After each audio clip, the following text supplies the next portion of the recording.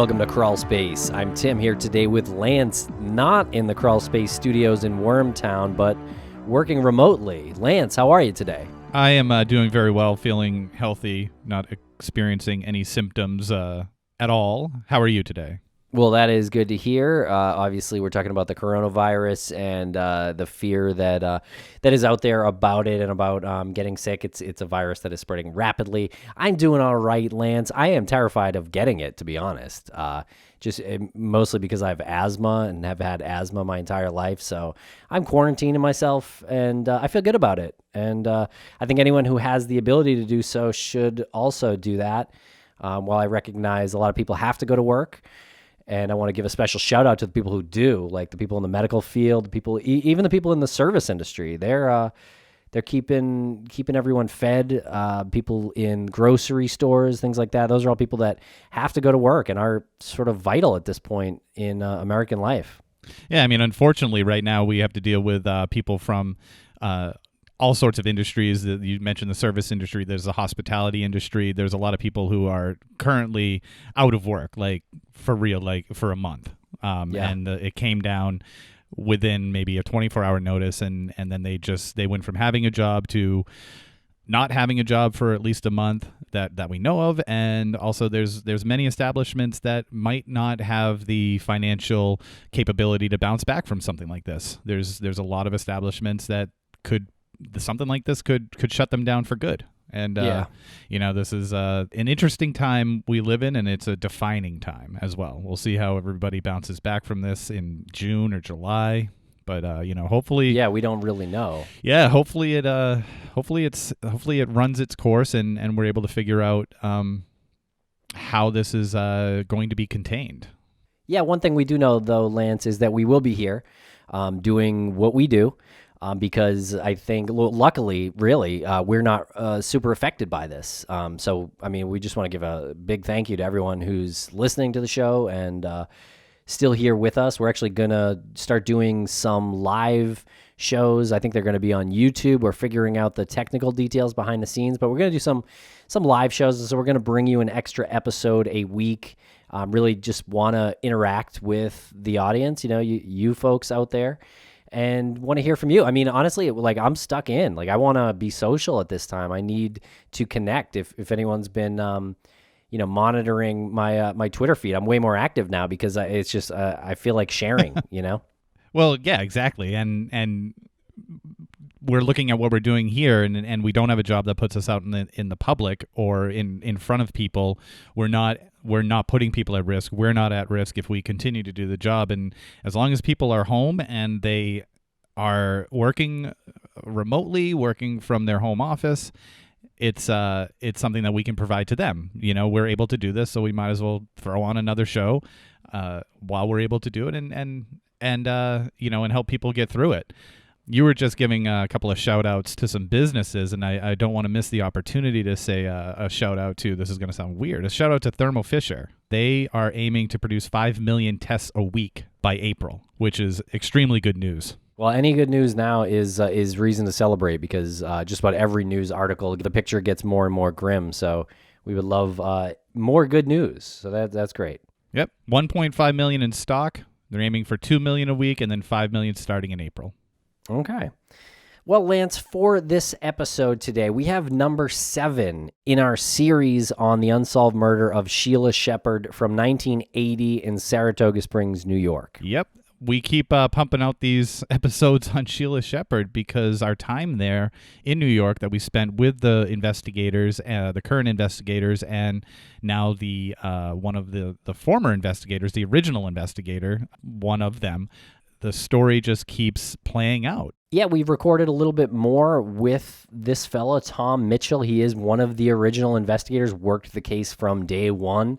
And so we were lucky enough to have him for like an hour and a half. So we talked with him. And so what we're going to play in this episode is the first part of that interview. And it's kind of a wide-ranging conversation. And it's really interesting, especially if you've listened to the other episodes where there is some, I don't want to say conflicting information, maybe a little bit as far as conflicting from maybe some of our speculations, Lance. But it seems like what we find here is like exactly what we've always talked about, where it's kind of like a battle of new school policy, like law enforcement officers, investigators, versus like an old school approach that Tom Mitchell has. And so it's kind of interesting to see it play out right in front of us. Oh yeah, for real. I mean, you could see from Tom's expression some apprehension when he realized how much information we were being shown and how much access we had. He wasn't by any means hostile, but he was one way before the interview, and he was old school police officer investigator Tom Mitchell during the interview. There was a lot of answers that he gave us off the record, but not to say that he didn't provide information on the record. But there was a definite line in the sand that was drawn once the recorder started. Yeah, it's almost like in listening it back, it kind of plays out a little bit like a game of Clue, or it like reminds me of such when we're questioning Tom, because it's like, okay, well, if this is true and that's true, then this must be true. And he's like, well, I'm not saying that. So you kind of have to take the answers and piece it together for yourself, but it makes for an interesting mental exercise for sure. And part of the information that we were given access to by the investigators, Callahan and Wilson, is a early John Douglas profile of the killer of Sheila Shepherd, which he put together very shortly after her murder. And it was there on the table. It was almost like looking at sort of a relic, like a holy grail type item there. And as interesting as it was for us to just be in the presence of this document, we were able to hear Tom Mitchell's experience as he worked with John on this. That's right, yeah. And John Douglas, of course, is the guy behind the show Mindhunter on Netflix. And was really one of the first people who even did a profile on a killer. So I think he's sort of regarded as like a godfather in this industry to some degree. And one of the things we're actually trying to do, Lance, is get him back to review this file again, because I feel like if he looks at it now after having gone his own separate way and learned much more about his profession in the 40 years since he wrote this original profile, imagine how much he can add to it now. Right? It would be really fascinating just to see him going through his old work. And we know that he does that. We're aware that he does put himself out there at times to contribute to a case that is still unsolved. And this seems like a very solvable one, and it seems pretty timely. Yeah, so John, if you're listening, give us an email at crawlspacepodcast@gmail.com. We know you're listening. And we are trying to reach out to him, but if anyone has any direct contact, that would be great. Okay, cool. So here is the interview with investigator Tom Mitchell. And we'll be back with an outro to this interview.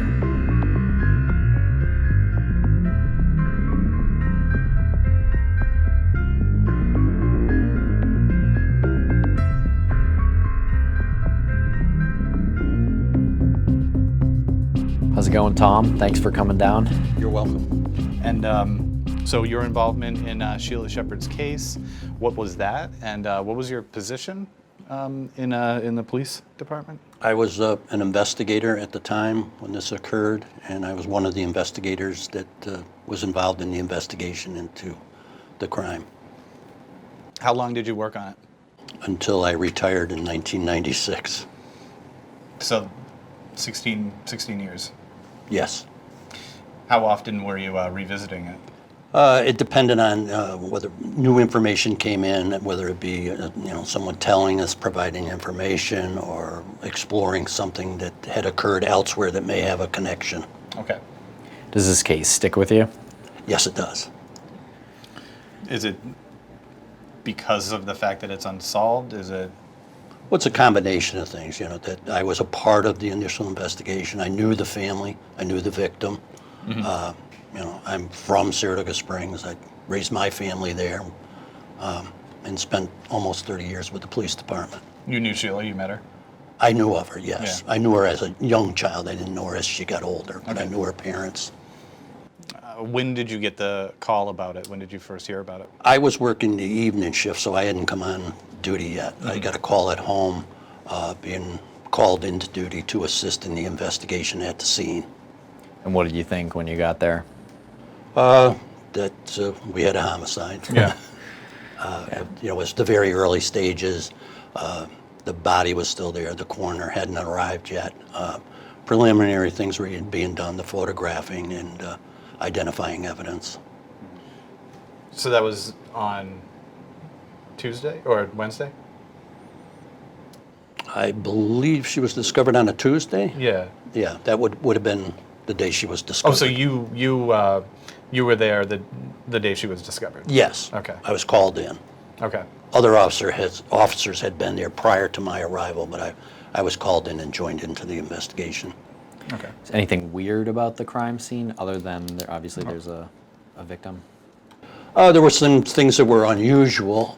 It wasn't a situation that you would expect, and by that I mean that there wasn't knife wounds other than there was a knife present, but there was nothing to suggest that it had been a stabbing that caused this death. What was your experience with crime scenes up until that point? I had, at that point, it's 1980, I had a dozen or more years experience in the police department. I had been involved in other crimes and investigations. It's a small city, so there weren't a lot of homicides, fortunately, and it remains that way today. Were you a detective then? We were called investigators. Oh, okay. Same difference, but we were investigators. I was an investigator, yes. What's your first step when you go onto a scene? Well, this had already been started, so Yeah. I was just joining in the process. Normally, you would, make sure it's secured, notify the ranking officers above you, get a hold of a medical examiner or a coroner, depending on the circumstances. Have you worked on other murder investigations before? I don't think I had at that point. Okay. And looking back at your career, does that one stand out as far as the crime scene and everything, as far as it being a murder investigation? It's different than the norm. Yeah. Because of the post-mortem wounds? Well, a number of things. Yeah. The way the body was left, the report of the after-death stabbing, the actual cause of death, those are different than usual. What did you think the cause of death was? It was reported by the coroner's office that it was asphyxiation due to the gag to the mouth. Okay. The gag which we saw, and it was that Right. fabric. Yeah, it would have been the same one that would have been present when investigators show up at the time. So that was the thing that killed her? Yes. Your timeline of her life before her murder, is it the same as what these gentlemen are working off of? I would believe so, yes. Yeah. That she was last seen on Saturday, for sure, and after that it becomes a little cloudy. Last seen by her mother. Correct. What time?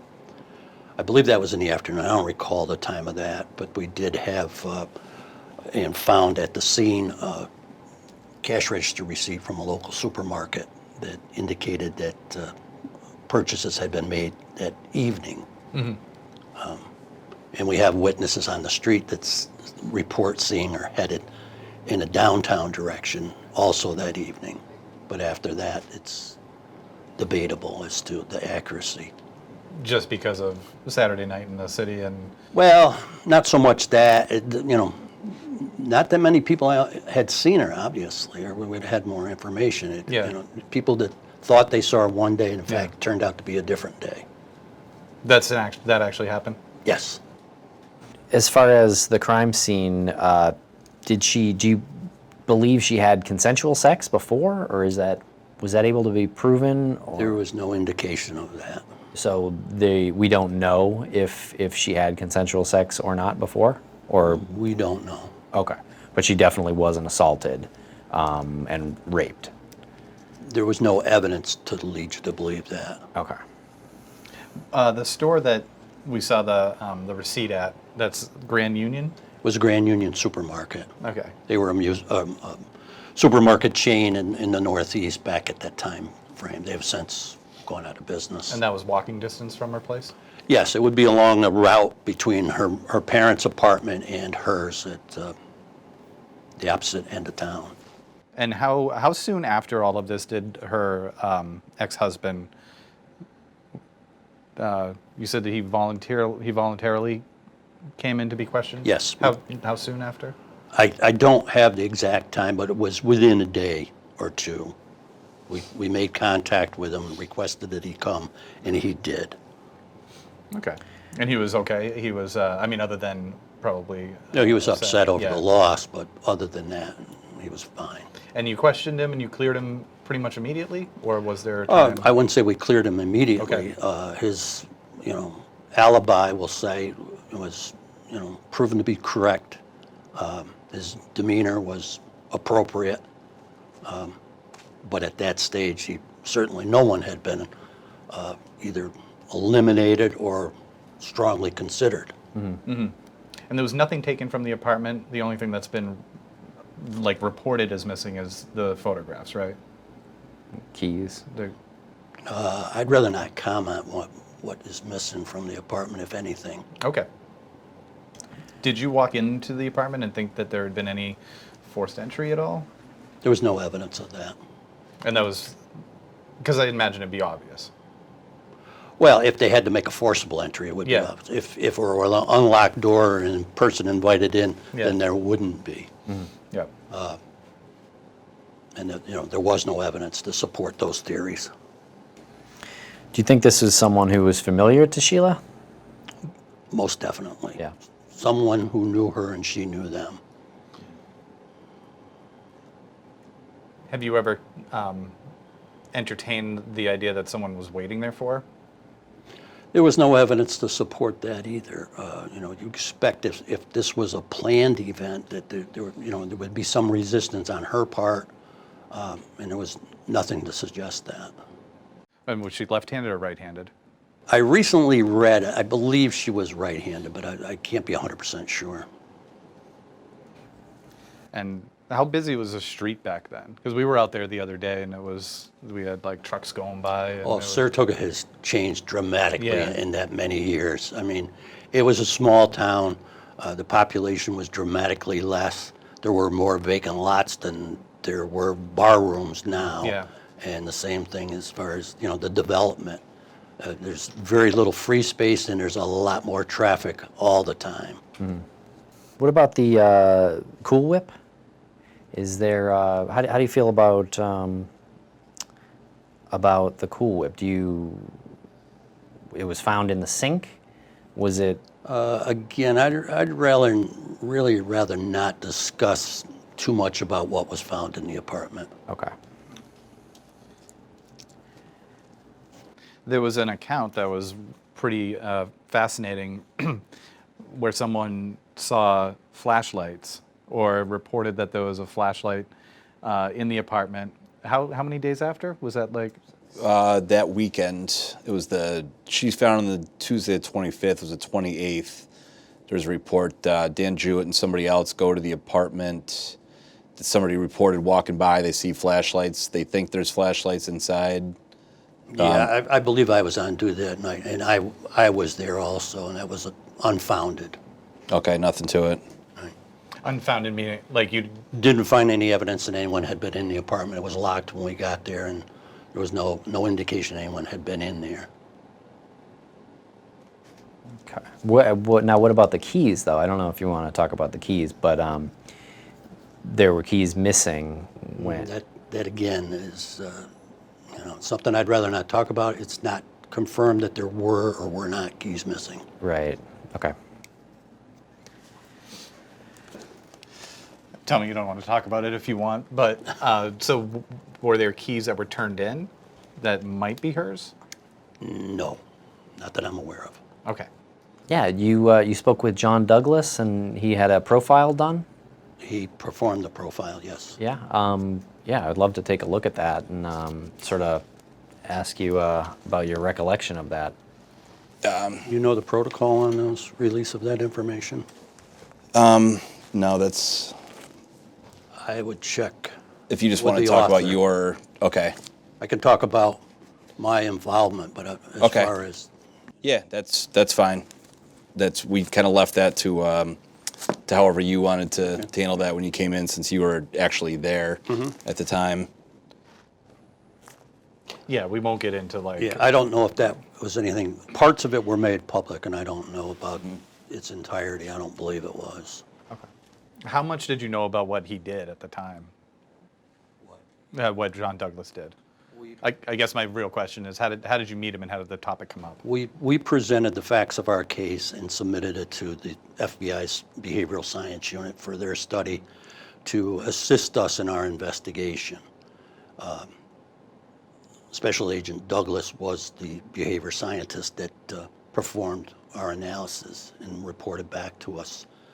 And we explored the things that he presented as potential leads that could be helpful. There came a time when I was a student at the FBI National Academy, and during my attendance I sat down with him and we reviewed our file and his findings. And that was like proven to be pretty helpful, or was it honestly, was it something you read and you were like, I kind of knew this already?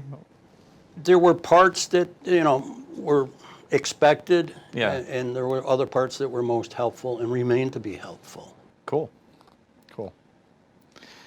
Did you guys like want to get the FBI involved from the beginning?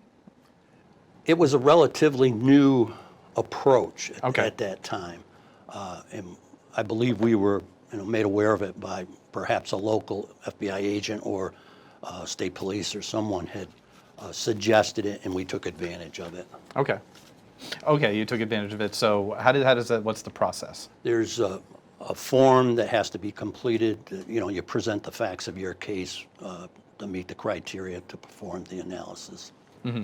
And then how soon after her body was discovered did they become involved? I couldn't give you an exact time, but it was within a reasonable amount of time. I don't know whether it was weeks or perhaps a month, but I'm not sure. But it wasn't very long. Did the holidays kind of like? Well, they played a role. Yeah. For example, she's discovered just a couple days before Thanksgiving. So people are on the move; they're not home, and so forth. I remember conducting street canvasses, looking for any information we could get, and virtually every place we went, there was no response because of the holiday. And then obviously we went from Thanksgiving into the Christmas and New Year holidays. So I'm sure that played a role in getting a response on that analysis. Is it your belief, or was it the profile's belief that the killer would have involved himself in the investigation in some way? I'm not sure that came from that profile, but that had been explored and suggested along the lines. Is that something that you believe to be true? It's hard to say. Do you have an idea on who you think it is? Like, are you down to one or two or three people? Or? I wish I did. We Yeah. wouldn't be having this conversation. Yeah. Yeah. Was there ever a time where, like, when you were getting information and you were interviewing people, did you think you had the person? There were persons considered more so than others, but obviously, we never had enough to come to a conclusion. Do you still check in with these guys and go over some of the? Yes, quite regularly. Yeah. And I've met with investigators before these two gentlemen were Yeah. involved in the case. So I've stayed actively involved, over the years. What do you do now? I'm a private fire investigator.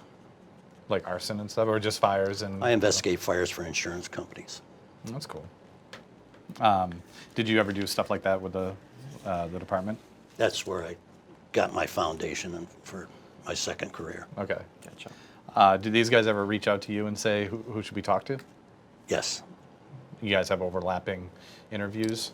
Oh, yeah, certainly. That was the first thing I did when I got the case, was reading through and then kind of go back and try to re-interview the people that were talked to at the time, were persons of interest. And I think Tom's the first one that I interviewed, was talked to him, as he had the most involvement, it looked like, and the most case narratives and things. So the first thing we did was had him in for, I think I said it would be quick, but I think it ended up being 3+ hours of just, well, how about this tip, or how about this idea, or what about this person, or is this a wild goose chase or a waste of time? And I know I've called a couple different times where just something will pop up and say like, do you remember this, or what do you think about that? So yeah, Tom's been a great resource. Definitely, your memory is impressive of events and details from almost 40 years ago now. For quite a while. Yeah.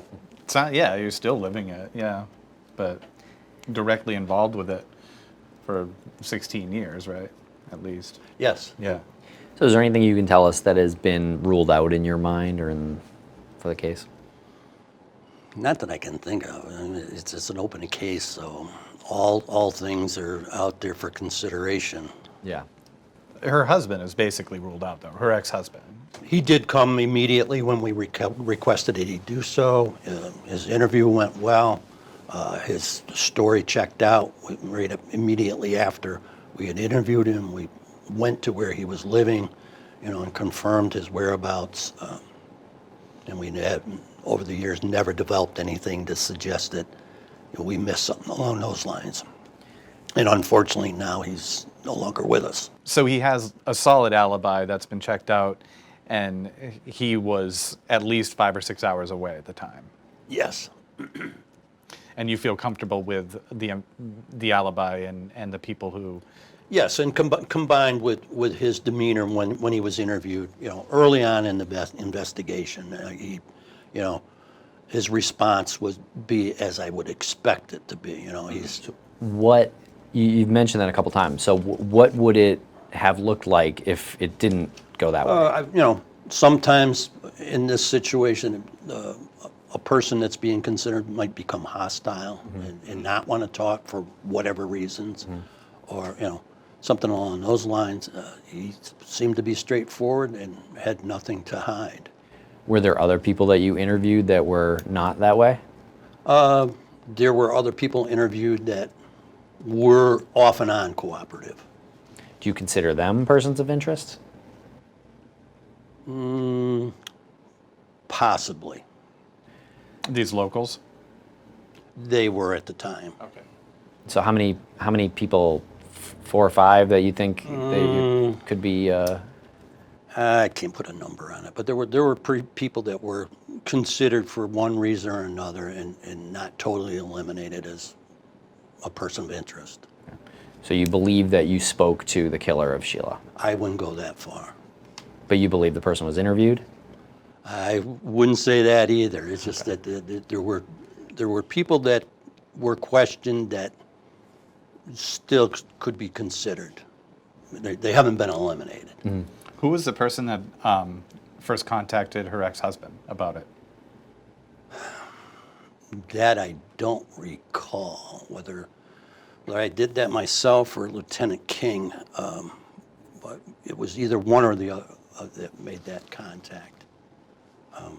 It may have been myself, but I don't recall. So there wasn't anything significant that stood out? Because I can't imagine the phone call to an ex-husband about this is easy to do. And that's why I'm not so sure that I made it. See, that's something I think I would remember, because it's one of those difficult things you do as a police officer. Irregardless of what their marital status was at the time, it's a loss of a family member. And when you first met him, he was completely cooperative? Yes. Was he sober? Yes. So you believe the killer was known to Sheila, but you're not sure that you interviewed this person? That would be correct. So how many people do you know, I guess, that were out there that weren't on your guys' radar? Like that she might have known? Do you know what I mean? Like, I guess, how many people did she know that no one else knew and told you about? That's hard to say, but it seems though, with her inner circle and family, that, anyone that was somehow connected to her, we became aware of, and were able to, question them, verify what they had told us, if we could. But yeah, there certainly could be somebody out there that we didn't know about. I mean, that could be the problem. That it's the unknown. But it seems as though it was someone she knew that would be invited into her home. What was your first impression when you saw that she was stabbed and it was post-mortem? Well, at that time, we didn't know that it was, after death. But the whole situation just didn't fit what you would expect in that type of a crime. So when you came into the scene and you said that it wasn't what you'd expect with that type of a crime, what type of a crime did you see when you first walked When in? I was first called in, I only had what I was told over the telephone that I needed to be there because there had been a homicide. Until you actually see the scene, you don't know what it's all about. Yep. And with this particular scene, the difference with what you might anticipate was there was no sign of a struggle. The apartment was relatively neat, as though it just something totally unusual took place. And then, the things that were found as a result of it, how she was left. Okay, so it was more like the closer you looked at it from that point forward. It doesn't fit the normal, revenge Yeah. or temper or something of that nature. That was another thing that, in my mind, relieved the estranged husband too. Is there was no indication that this was because someone was mad Yeah. or fighting or anything of that nature. Is the post-mortem stab wounds or wound, is that something you've seen before or since? I had not. Yeah. And it was considered to be unusual by most people in this field. Was that something that John Douglas keyed in on? It was one of his considerations. Does that mean to him that it was a person, was that like indicative of some kind of misdirection attempt? That I don't know. Yeah. Right, because then we were talking about that before, where it's like, well, you could consider that it was misdirection, right? Or they were just trying to confuse. Speculate Yeah. that something went horribly wrong, but if that were the case, they went to great lengths to make it look totally different. Yeah. Does it strike you as like an accidental death, and then they wanted to make it look like a homicide for some reason? That could be considered. But why would someone do that? This was we batted that around too. Like, why would someone, if they were in her presence and it was an accidental death? I guess she didn't have a phone there, but you could go to a payphone. Like, you could try to get help. It's weird that you would wait that long to put a knife in someone's stomach to make it look like a homicide. Yeah, that's what makes this case Yeah. so unusual. Yeah. And the time spent with the victim after she was dead seems very unusual to me too. Because what we had been talking about was it takes time for the blood to stop actually, like, pumping through your body, and there's no blood. That's how the conclusion was drawn, that this is post-mortem stabbing. Yeah. When did you find out about that? Well, there was no evidence that this took place as part of the original crime. Yeah. And then was verified through autopsy. Was there ever a thought in your head that she wasn't killed there? It was considered, but again, there wasn't evidence to support that it happened anywhere but there. Right. And you guys have you guys ever thought that?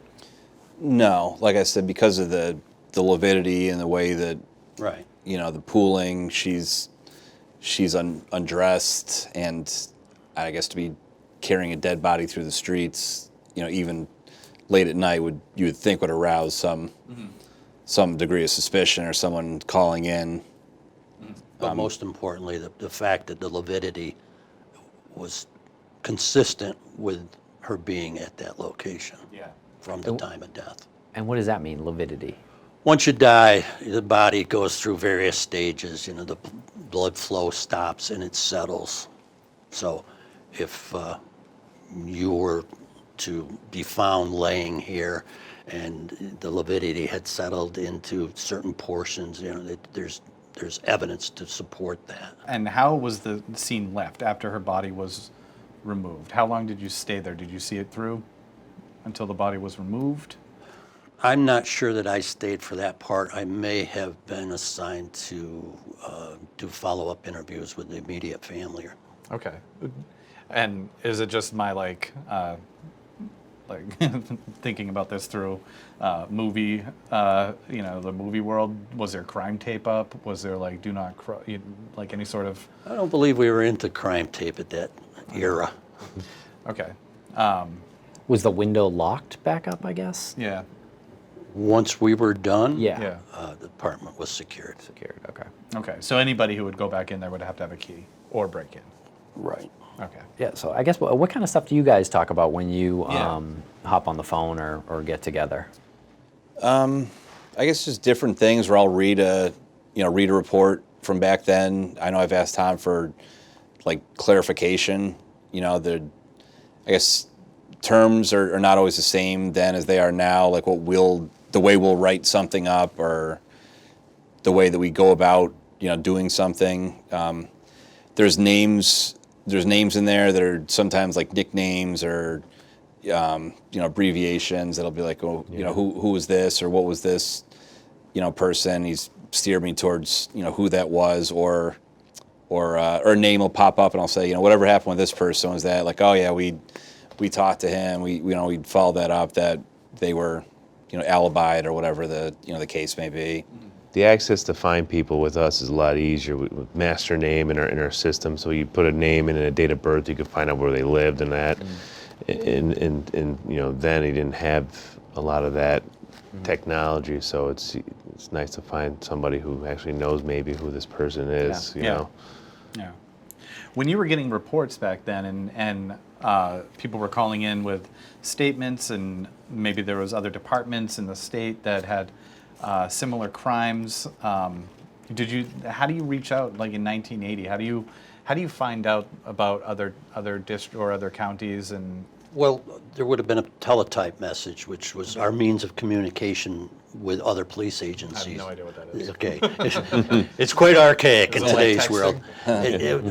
It was texting of that area. What it was is you would go on an in-house telecommunication system, which was called teletype. There were various categories of crimes that fit, and you put your crime in there. In this particular case was a homicide, and you put in as much information as you could to, jolt other agencies to, do we have something like this? Do we have a person that could be of interest to Saratoga Springs Police? And from that, yes, we did get some responses. We did explore some other people who had been arrested for like crimes. You say like crimes? Homicides with unusual happenings. Yeah. Like post-mortem stuff? Things like that.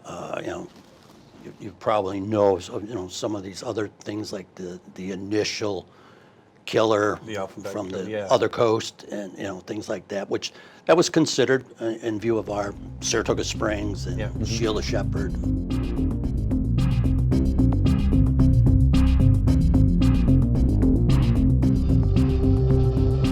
Okay, Lance, so that was the interview, or the first part of the interview with investigator Tom Mitchell.